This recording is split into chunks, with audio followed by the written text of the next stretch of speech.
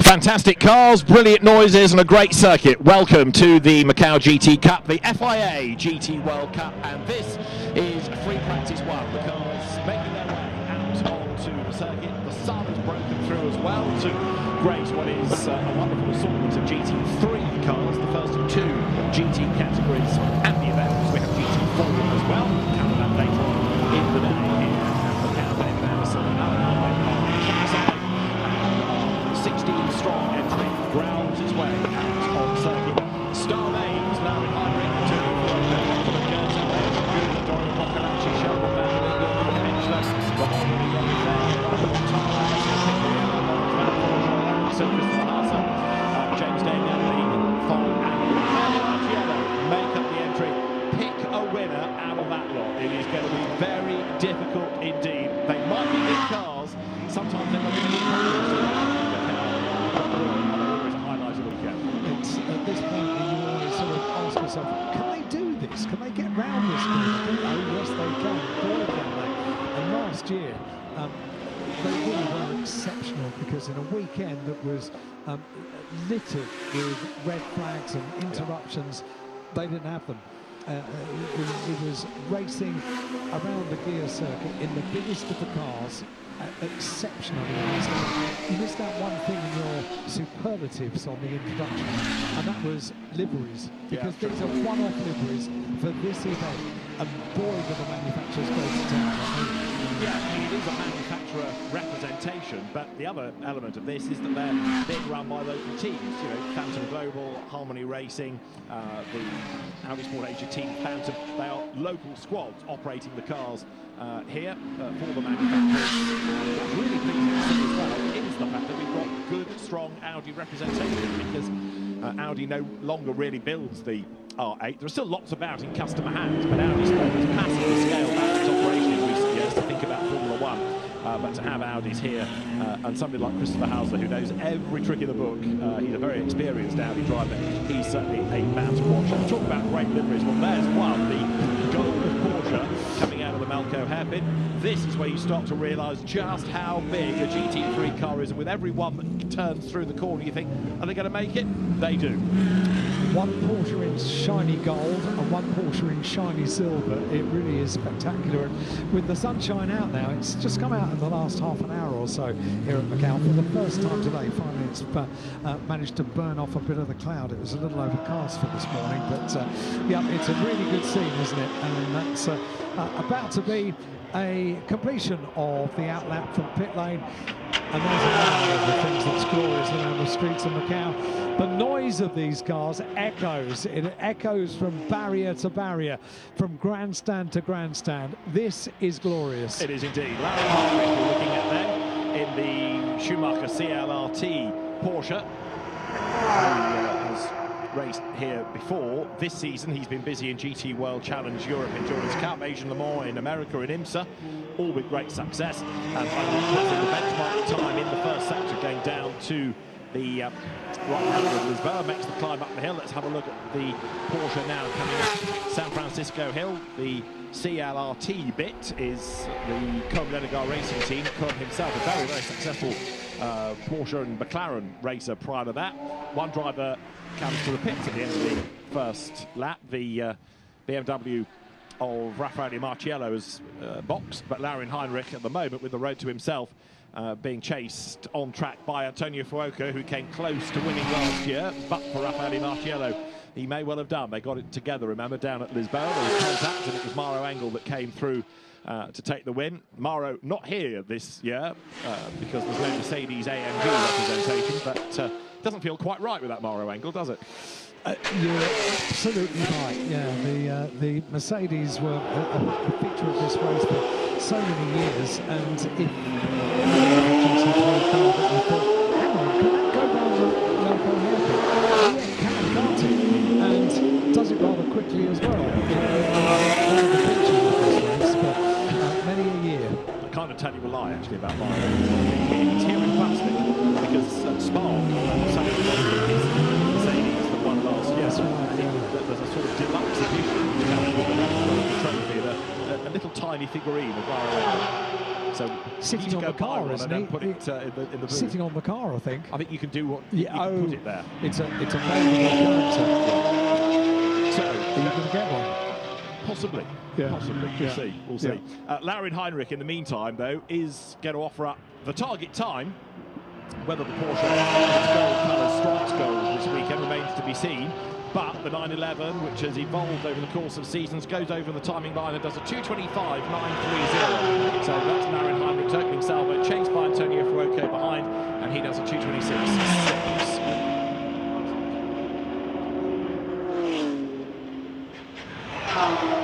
So Antonio Fuoco then comes towards us. Antonio, who's another ex-single-seater driver, turned GT driver, winner of Le Mans last year. He's won the Gulf 12 hours, he's won an Italian GT, and as we saw in World Challenge Endurance at Barcelona this year, very, very savvy driver, knows exactly how to get the best out of the car and out of the stint. But this is one of the races that the drivers all love. In a sense, it's a similar style to the DTM, in as much as it's just you and the car. You don't have to think about a co-driver, you don't have to worry about pit stops and any strategy. It's just a heavy right foot and a quick car. Which is a really nice thing for a driver that throughout the course of a championship season is sharing everything, really, sharing data, sharing the car, sharing the seat, sharing everything about it, and then to step in this, and a racing driver's natural mode, if you like, is to be selfish. So they can be selfish this weekend. Well, right now you've got James Deng, Andy Deng going top, number 37, on a 2:23. That's one of the Ferraris that comes out of the Win Here Motorsports stable. Andy Deng, who was GT4 champion in China Endurance a couple of years ago. Antonio Fuoco then making the run out of Moorish Hill up towards Donna Maria. And whether it's a GT3 Ferrari or a hypercar Ferrari, we know that Fuoco is an absolute weapon. And last year, Alan touched on how good the racing was. It was Fuoco who was able to do two mega moves, wasn't it, coming down towards our bend. And yeah, I mean, for bravery alone, he deserved to win. It was a wet and drying surface last year. And Antonio Fuoco, I think, very much starts as one of the favourites. It was a brief moment of glory last year, wasn't it? Really? Yeah. Yeah, he got the lead coming into this next corner, and he held it as far as Lisboa before there was a little bit of a nudge from the back, and Raffaele Marciello got into the back of the Ferrari. Fuoco says, paraphrasing, Marciello had him off. Marciello says Fuoco braked too early. Discuss. Anyway, Fuoco fastest, 2:20.693. Sheldon van der Linde is currently second in BMW number 31, which is the WRT entry.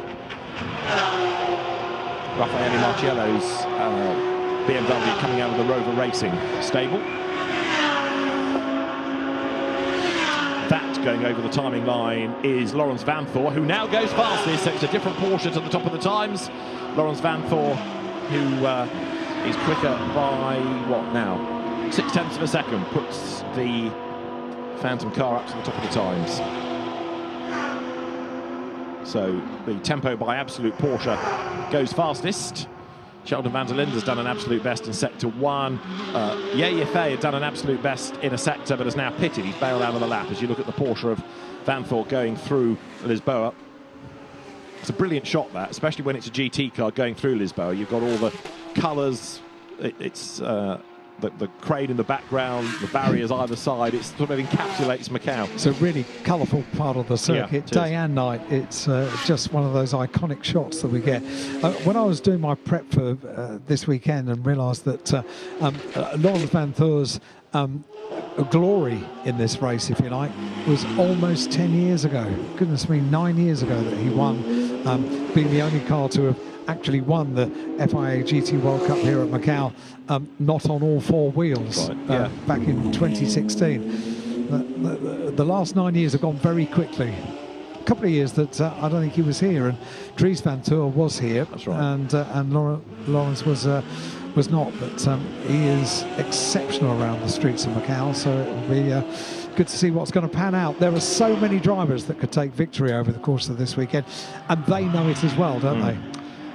Yeah, I mean, he was one, and there are many on the grid that first came here in the Formula 3 Grand Prix days, but you're right, he's been a winner in GT cars, and somebody else that can adapt from GT3 to hypercar machinery, because he's been part of Porsche's hypercar assault of late, sharing with Kevin Estre, Le Mans class winner, as over the timing line goes Sheldon van der Linde to put the BMW fastest. That is a 2 minutes 18.664, so good lap that by Sheldon van der Linde. He and brother Kelvin, the two South Africans that race BMWs, different championships, but both very successful. We still haven't yet seen the best coming out of Raffaele Marciello, but we will get there. As now Lawrence Vanthorpe goes top for Porsche, 2:17.969. Times are tumbling, aren't they, with 24 minutes still to go? They certainly are, and it's just lovely to see, isn't it, that they instantly get the cars up to temperature, and this is where experience really shows. Yep. They can put laps in, and so early on as well. But, and again, you're right, but if you put them next to the single-seater drivers, it's like comparing apples and pears, because these are manufacturer-paid professional drivers, much more experienced, as against the single-seater drivers, in the case of the F4 contingent, who can't even drive on the road yet. You're riding with Raffaele Marciello, so he's done his out lap. This is a flying lap, and the way that they've played the session, look, they've managed to get clear track space for Marciello. He's heading down to Lisboa. Can you see a corner? Not yet, not yet, not yet. There it is, gap in the barrier. Let's aim for that. Turn right, back on the power. Exceptional on board with Raffaele Marciello. He was superb in single-seaters around the gear circuit here at Macau, and has been superb in GT cars as well. One of those drivers that has got a full, rich history in the Macau gear circuit. A little bit like Eduardo Mortara, who was victorious in single-seaters and has been victorious in GT cars as well. Yeah, Marciello, Italian, but now based in Switzerland and Swiss national, turning his way down through the Solitude S's and Faraway Hill. Formula 3 champion, multiple GT champion, whether it's been in as it then was, Blancpain Sprint or Endurance Series. He's won here in 2019 and 2023, and a winner this season just gone in the Sprint Cup in GT World Challenge Europe, one at Misano, sharing with Valentino Rossi. Right, he's turned his way out of Moorish Hill, makes the climb up towards Donna Maria now, through that left, and barely anything to get in the way here. Now, in terms of sectors, they're all good, they're all personal best, as you would expect, first proper flying lap, but there are no purples. Comes down through Black Sands then. Speed building all the time. Raffaele Marciello is about to turn the car right and sort of explodes back onto the open part of the circuit. You go from 2 lanes through Fisherman's, 4 lanes, the road opens up, he's up against the wall on the outside, foot nailed to the boards, comes down now into our bend. The time he's aiming for is something better than a 2:17.969. Marciello is slowest at the moment, 16th in the times. He's about to break the timing beam, and as Raffaele Marciello goes through, he will improve to get himself up to 5th fastest, then down to 6th, because Alessio Picariello goes through. Eduardo Mortara, in the meantime, has just gone through to be 8th quickest. So, yeah, Marciello's lap was a decent one, but not mega, still 1.3 seconds down. This is Mortara, Mr. Macau. It certainly is. How many victories has Eduardo Mortara had in single-seaters and GTs? He is just a local hero.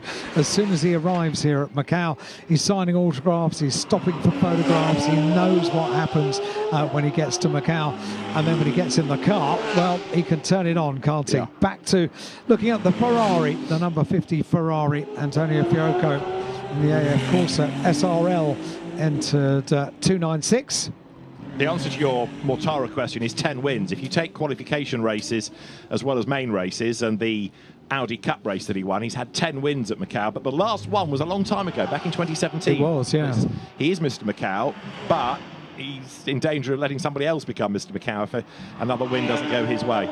This is Fuoco, and as Alan rightly says, it's a good lap because he's done so far 3 personal best and an absolute, and he's finished 4 of the 5 sectors. The last sector will be completed once he crosses the timing line. So Fuoco, all fired up, comes through our bend. Then the time to beat is at 2:17.9, and as up to the line goes Fuoco, we cut to look at the Porsche coming towards the end of that. Fuoco fastest on a 2:17.796 then.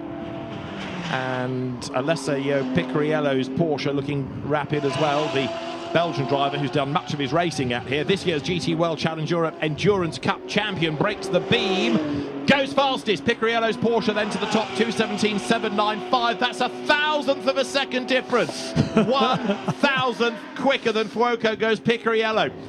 If anybody wants to moan about the BOP, how's that for parity? 1,000th of a second.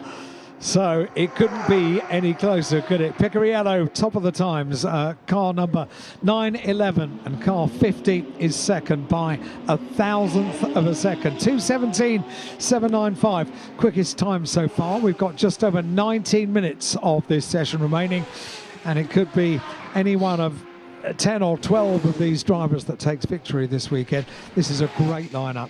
It is. And if a GT car around Macau doesn't stir something, then you need to go and seek medical help, I reckon, because this is just an awesome entry.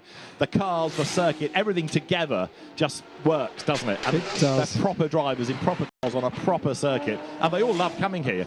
And get excited about this. Raffaele Marciello has just gone purple in Sector 1. Okay, so let's see what he can do against the Porsche of Picariello. Antonio Fuoco's lap started okay, but I think it might be bailing. Yes, he's backed it right off, hasn't he, coming out of Donna Maria. So Fuoco, he's going to possibly box, then certainly go again. Marciello, in the meantime, absolute best and a personal best. Trading absolutes on this lap with Lawrence Vanthoor. And this isn't even qualifying. To make the point about qualifying, it's a new format for this year. So they have a normal qualifying session, and then the top 10 get 2 laps. They get a new set of tyres, and they're allowed to do 2 laps. It's a similar idea to the Super Pole that we have for the 24 Hours of Spa.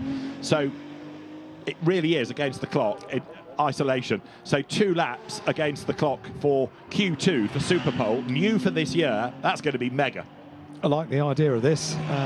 Raffaele Marciello put in purple in Sector 1, a green in Sector 2, so personal best, but not so in Sector 3. We saw earlier on in some of the sessions that if you put in a purple in Sectors 2 and 3 or 3 and 4 and not necessarily light everything up in the first and last sectors, you can still go top. Yep. Well, Marciello has gone personal best in Sectors 2 and 4, went overall best in Sector 1, which for many years in a BMW, that always went to Augusto Farfus, didn't he? That's he always right. went best in overall best in Sector 1. Well, this is Marciello. Adley Fong. Adley Fong has gone fastest in the Cinnamoroll Audi. Alan will get excited about that in a moment. We'll get excited about Marciello, who's gone across the line but doesn't improve.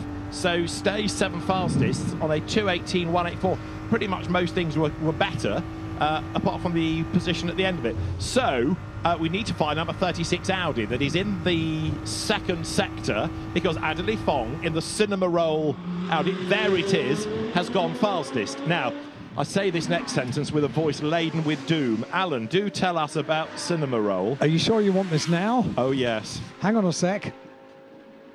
I have a folder. Oh, God. Here we go. Hurry up, it won't be quick much longer. Right, it's the Kuromi folder from last year that we were given. I'll just read the synopsis of Cinnamoroll, who is a white dog who lives at Cafe Cinnamon. He is friends with chiffon mocha, espresso, cappuccino and milk over there. He fell out of the sky when wandering on the clouds and landed near Cafe Cinnamon. He's a male white and chubby dog with long ears that enables him to fly. He's got blue eyes, pink cheeks and a tail that represents a cinnamon roll. That was Alan Hyde, who died today. One of his main hobbies is eating. That's it, that's all I've got. Right. The reason for this, you've not suddenly strayed onto the wrong channel, is this is the livery of the Audi, which every year the team has a Hello Kitty or related livery. Hello Kitty 2 years ago, last year it was Kuomi, and this year it's carrying the character Cinnamoroll, about which you've just been heard from Alan. The little white dog. The little white dog, yeah. Right. With a tail like a cinnamon roll. You've got 4 days of this, everybody. Brace yourselves. I won't do the full synopsis again. Small mercies then. Right, there is Adderley Fong in the Audi. Have you any idea how popular this is? You see the people that were queuing up first thing this morning. Absolutely, it's unbelievable. And they do genuinely come from mainland China, queue for merchandise. And Alan was in the queue himself overnight, camping out. Over the timing line comes Adderley Fong. Does he remain top? Raffaele Marciello has gone up to 6th fastest. That was a slower lap by Adderley Fong. However, he is still at the top of the times. They'll have a cinema roll update in due course. In the meantime, this is the Ferrari in the hands of Ye Yifei. Up to 4th fastest now, the Le Mans winner. Alan's gone back to cinema roll. We've lost him.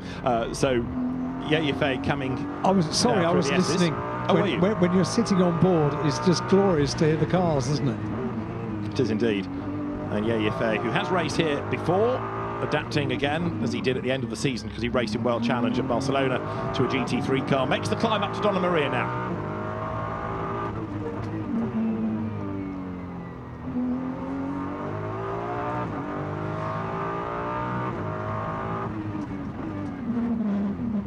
Down through the gears. First gear for the Melco hairpin, and then as soon as he dares, back foot nailed to the floor.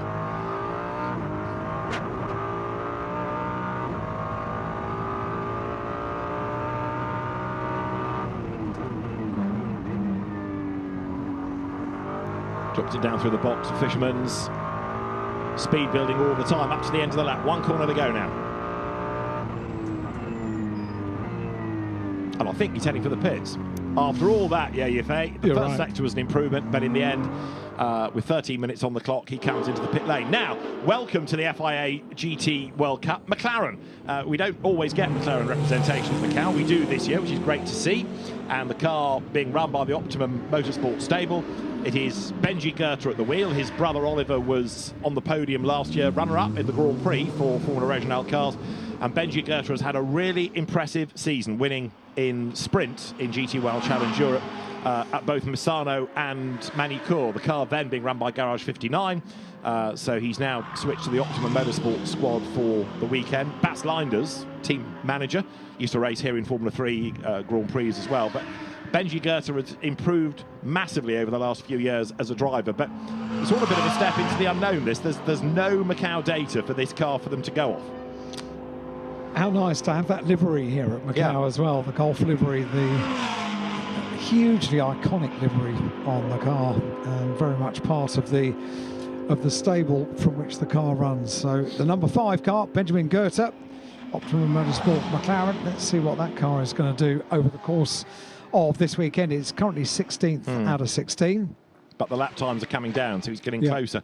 The Gulf colours, because Benji's father, Royal Goethe, has the Rocco collection, which is a collection of Gulf liveried racing cars. And he's able to then put the livery on current cars for the sons. You've been lucky enough to go there. I have. You've seen it. It's really impressive. And you look round what they've got. And then they showed me the simulator room, because there's a proper sim for the two boys, the two sons, to use. But even that, it's not just a rig. It is a Gulf, I think it was a Porsche, that they've cut the middle out, cut the cockpit out of. So you sit not just in a rig, but it's in a GT car, which in itself is a Gulf liveried race car. Wow. You know, it's done properly. Were you allowed to sit in it, have a go? I didn't. No. Okay. No, I resisted the temptation. Antonio Fuoco, in the meantime, is another one who I thought was pitting, but actually staying out, albeit at a slightly, it felt like, reduced pace. But he comes over the timing line, and he's about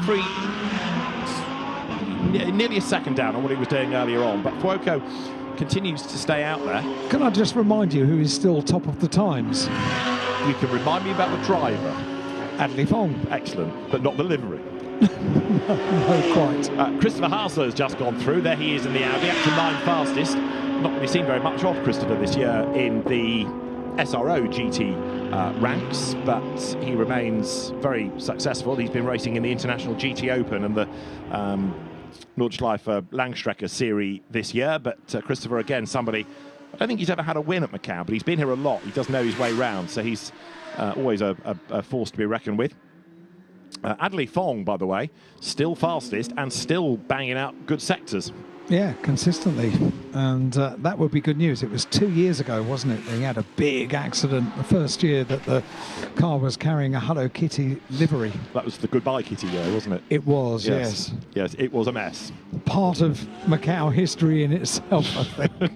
What, the Hello Kitty livery? I think so, yeah. Absolute best are coming from Sheldon van der Linde, BMW number 31, and Lawrence Van Thor in Porsche 992. For it is a 911 Type 992. Two absolute bests now for Lawrence Van Thor. There, number 37 is Andy Deng in the Ferrari, who's been racing in the GT World Challenge Asia SRO Series this year. And as he comes down now through our bend, he's 12th overall. Now, that might not sound mega, but the Chinese driver is relatively inexperienced, and he's ahead of Dorian Boccolacci, Eduardo Mortara, Einstein Guven, Luca Angela and Benji Goethe. Lawrence Van Thor goes fastest.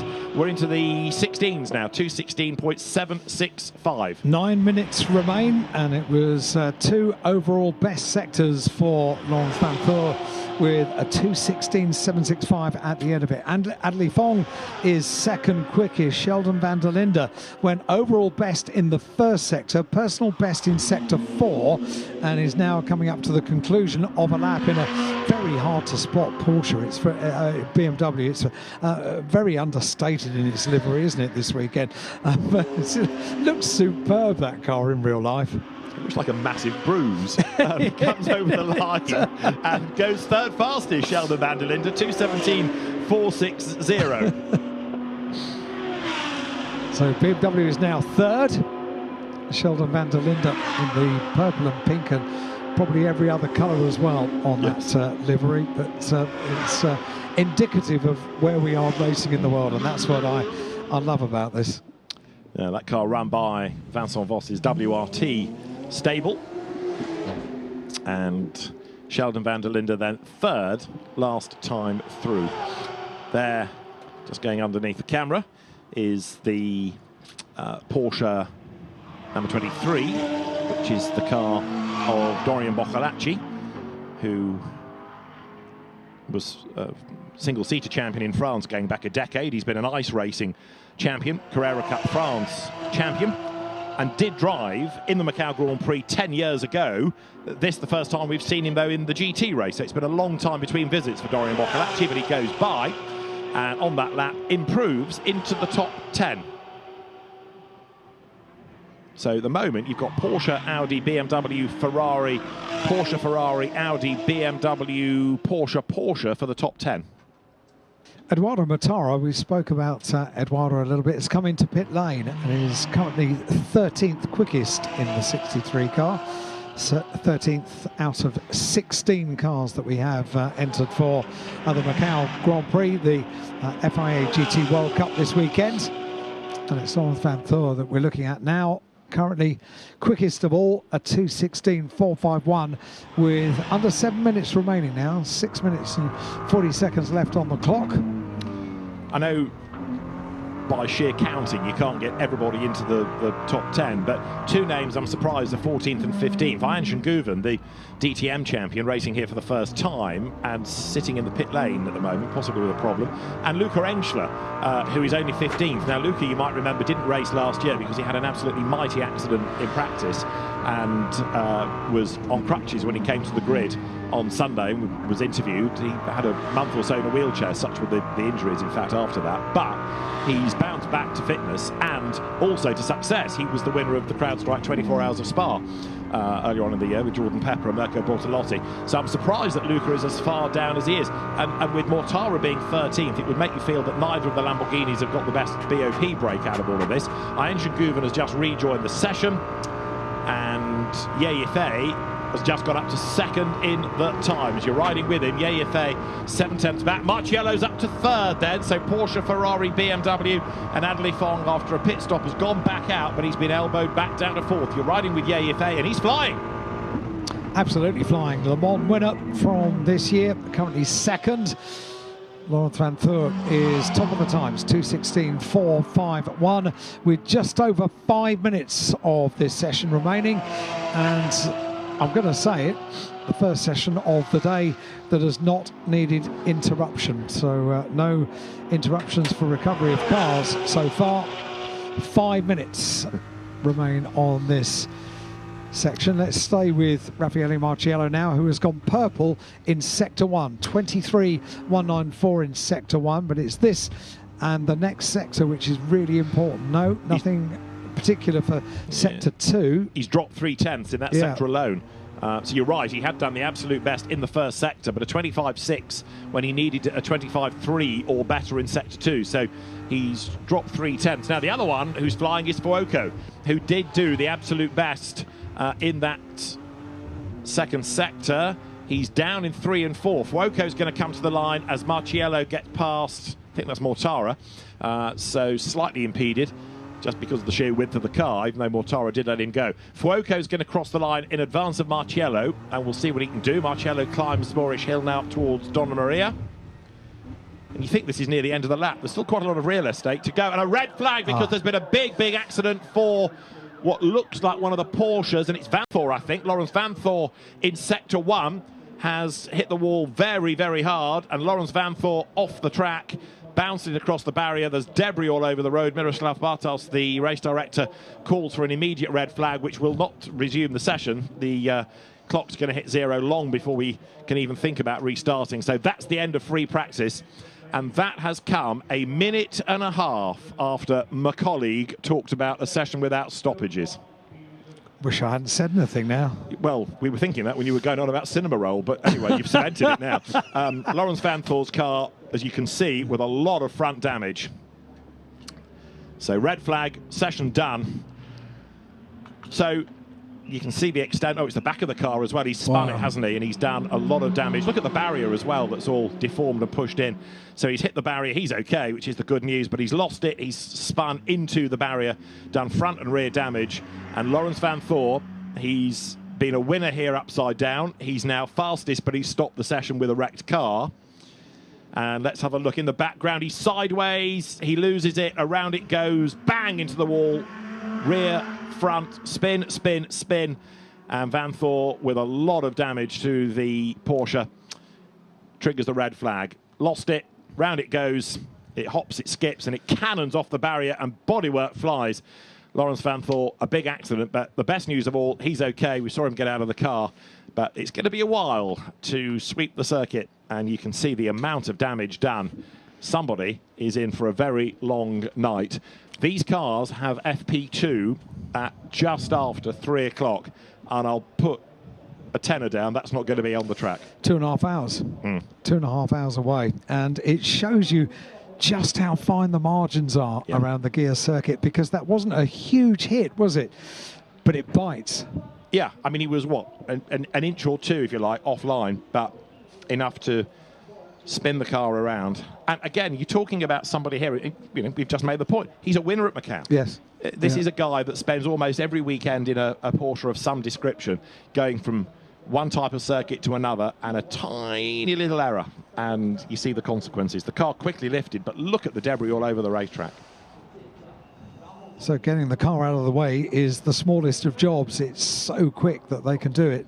Confirmation of the order with Lawrence Vanthor in 992, causing the red flag, but also topping the times, a 2:16.451 from Ye Yifei, some 7/10 of a second behind in second place. Raffaele Marciello, who was going for it in the closing stages, finishes up in third place, and triumphant, if you like, for Adley Fong during that session, really topping the times for maybe a majority of that session, it's fair to say. Finishes up in fourth place. Sheldon van der Linde in fifth, and Antonio Fuoco completes the top 6. Well, Lawrence Vanthor was the fastest by 7/10 of a second, and he ends up with a very badly damaged car indeed. The team will have seen that, but they can't really do a full assessment until it comes back. It's not only the bodywork, but rear engine going in first, rear engine car, I should say, going in first would have done a lot of damage to the engine as well, I fear. The tempo by Absolute Racing squad then, with much work to do, but I can't see that car being on track for FP2. But I'm happy to be proved wrong, but I really doubt it. So Van Thor from Ye, Marciello from Fong, Van der Linde and Fuoco are top 6 at the end of the FIA GT World Cup Free Practice 1.